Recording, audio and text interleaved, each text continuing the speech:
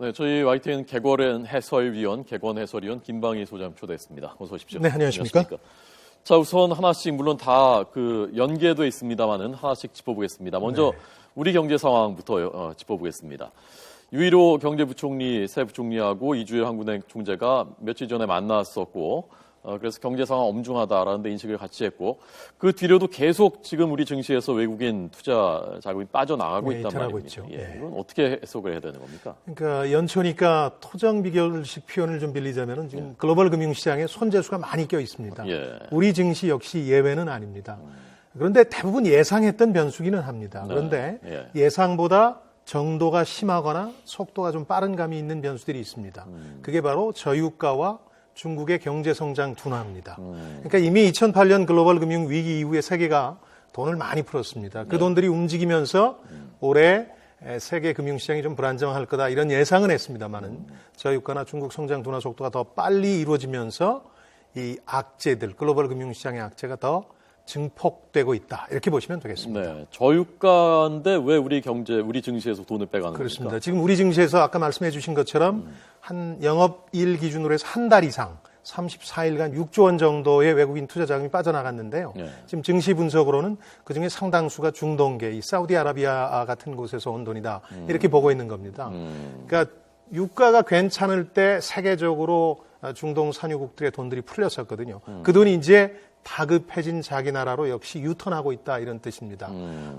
최근 그 중동계 자금들이 빠져나가면서 이렇게 우리 증시도 많이 떨어지고 있고 지금 1,800대 중반까지 떨어졌으니까요. 코스피 지수 같은 경우에 환율도 1,200원까지 올라갔으니까 예전에 외국인 투자 자금들이 빠져나가던 경험을 되풀이하고 있습니다. 지난해 7, 8월이 대표적인데요.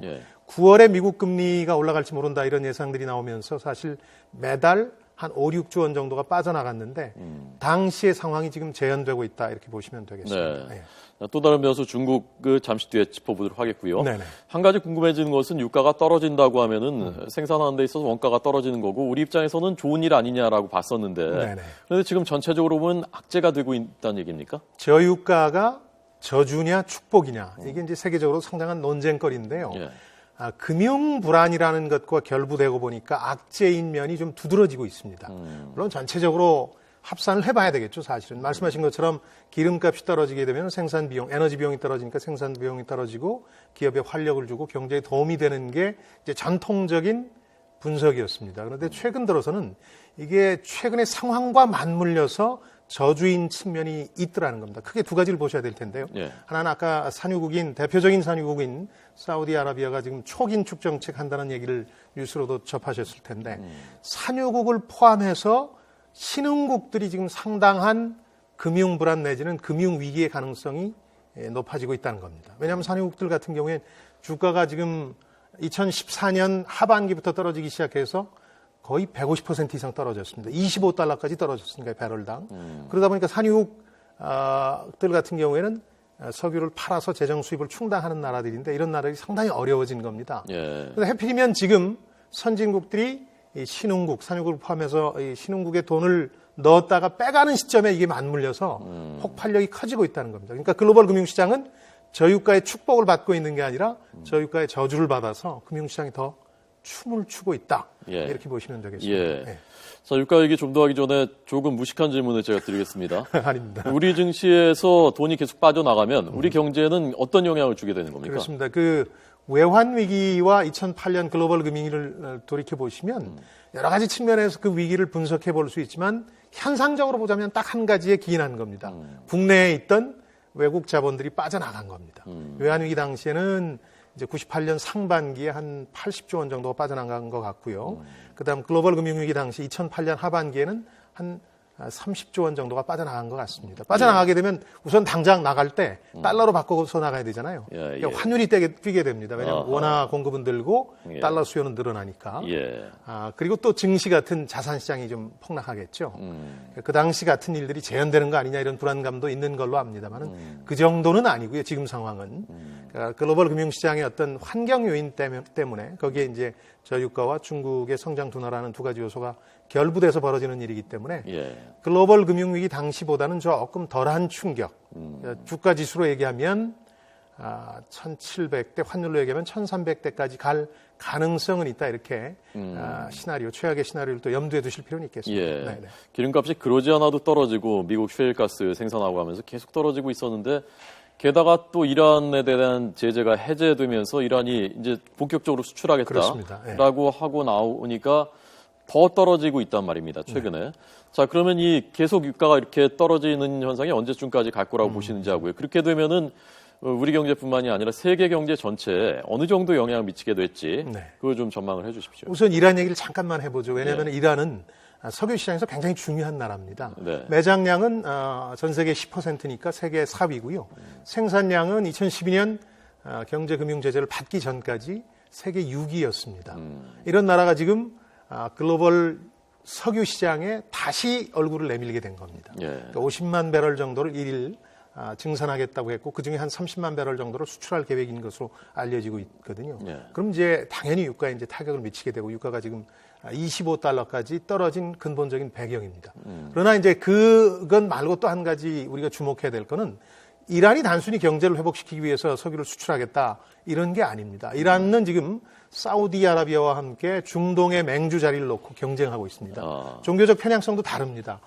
사우디는 수니파고 이란은 시아파입니다. 이 둘이 중동의 패권을 놓고 다투고 있는 상황이기 때문에 생산량을 줄일 생각이 없습니다. 유가가 떨어져도. 그래서 오펙 같은 산유국들이 요청하는데도 사우디가 지금 감산을 하지 않고 있는 이유입니다.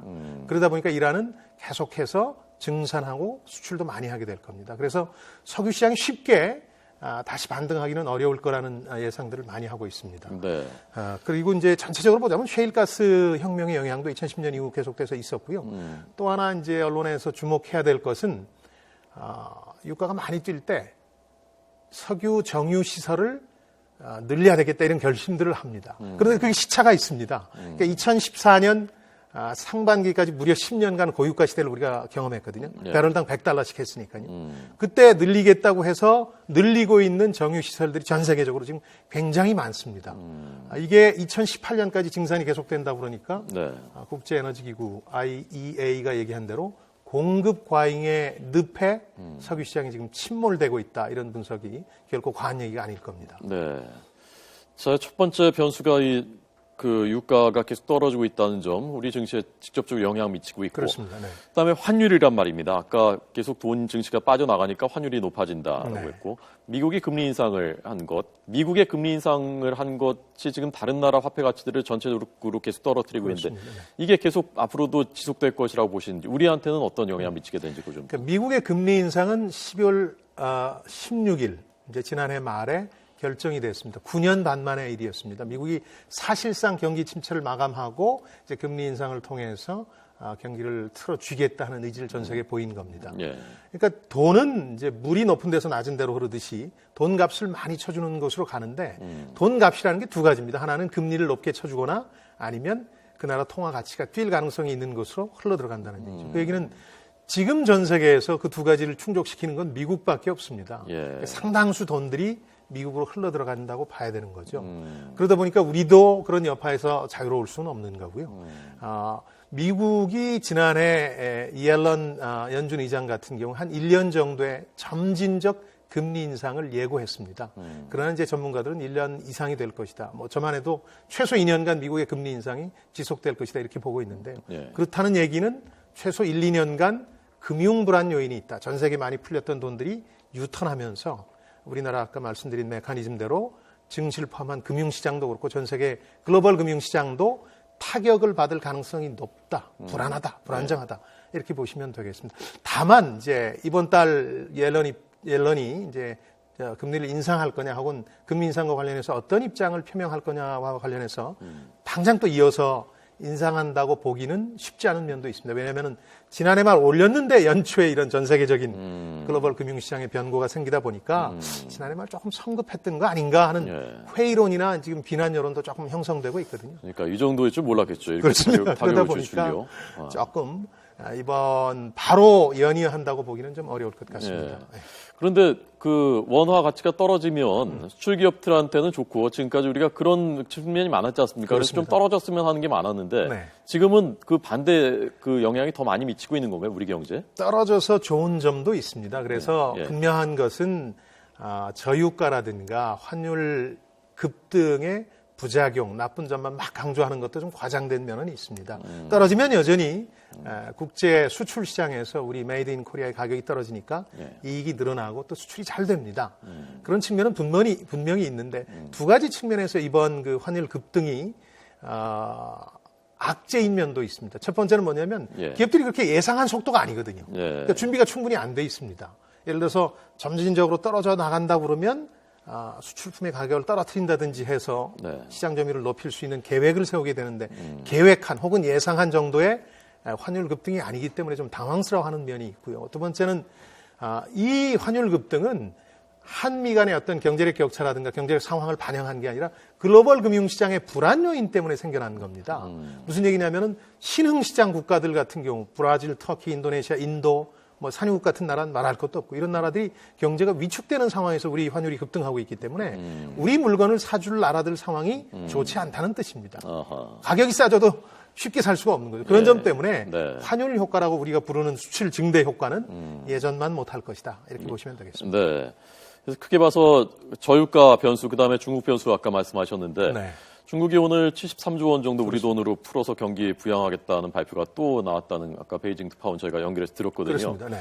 자, 그러면 중국은 그 미국의 가치, 달러 가치는 올라가는데 중국은 어떤 선택을 할 것인지, 그리고 이것이 어떤 영향을 전체적으로 우리를 포함해서 전체에게 미칠 것인지, 그걸 마지막으로.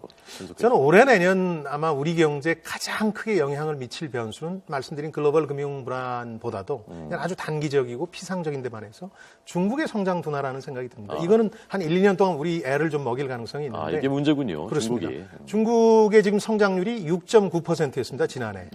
드디어 6%대로 떨어진 겁니다. 8%가 정상이다 얘기하다가 요즘은 신정상 상황이라고 새로운 상태라고 6%대를 얘기하고 있습니다. 문제는 여기서 추가로 둔화될 경우에는 상당히 심각해진다는 거죠. 그동안 중국은 경기를 살리기 위해서 두 가지 정책을 펴왔습니다. 하나는 지준율을 인하해서 유동성을 더 공급해서 빚을 더 낼 수 있도록 하고 투자와 소비를 유도하는 정책을 펴왔고 또 하나는 환율을 점진적으로 떨어뜨려서 수출을 늘려서 경제를 유지하고자 하는 고육지책들을 써왔는데 시쳇말로 약발이 좀 안 먹혔어요. 연초에 보니까 약발이 안 먹혀서 6%대까지 떨어진 게 확인이 됐거든요. 추가로 떨어질 경우에는 우리 경제에 미치는 영향이 좀 파괴적일 수 있겠다는 생각이 좀 듭니다. 그러니까 우리 수출의 4분의 1이 중국으로 향하고 있기 때문에 중국 경제가 만약에 상당한 정도로 성장이 둔화되게 되면 중국 내부의 문제도 문제지만 우리의 수출이 향할 곳, 지향점마저 많이 흔들리는 거기 때문에 우리 경제에 파국적 영향을 미칠 수 있어서 저는 이제 당국자들도 글로벌 금융 불안에도 이제 촉각을 곤두세우고 단기적인 대책도 마련해야 됐습니다만 장기적으로는 중국의 성장 둔화에 대해서 우리가 과연 어떤 대책들을 마련하고 준비할 것이냐 이 부분에 정책의 초점을 많이 맞췄으면 좋겠다. 지금 저희가 조금 전 보여드린 화면이 시진핑 주석하고 그 홍콩의 뭐 부총리격인 재정부장인데요. 일단 70조 원 오늘 푼다고 하니까 홍콩 증시는 어제 그 폭락했다가 오늘은 효과를 보였는데 70조 원 이게 어느 정도 효과를 미칠 것인지 짧게 저희가 한 15초 정도 들을 수 있을 것 같아요. 단기 부양책이라는 생각이 듭니다. 이 단기 부양책 하나로 어떤 자동차의 방향을 바꿀 수는 없는 겁니다. 그런 점에서 보면 당분간 이제 중국과 홍콩 증시 불안정세는 가라앉겠지만 그보다 더 중요한 거는 중국의 성장세가 유지되느냐 그거에 따라서 중국 혹은 홍콩발 증시 리스크가 계속될 것이냐 혹은 줄어들 것이냐 이게 결정이 되겠죠. 알겠습니다. 김방희 저희 YTN 경제 분야 개건 해설위원 생활경제연구소장 함께 들었습니다. 고맙습니다. 네, 안녕히 계십시오.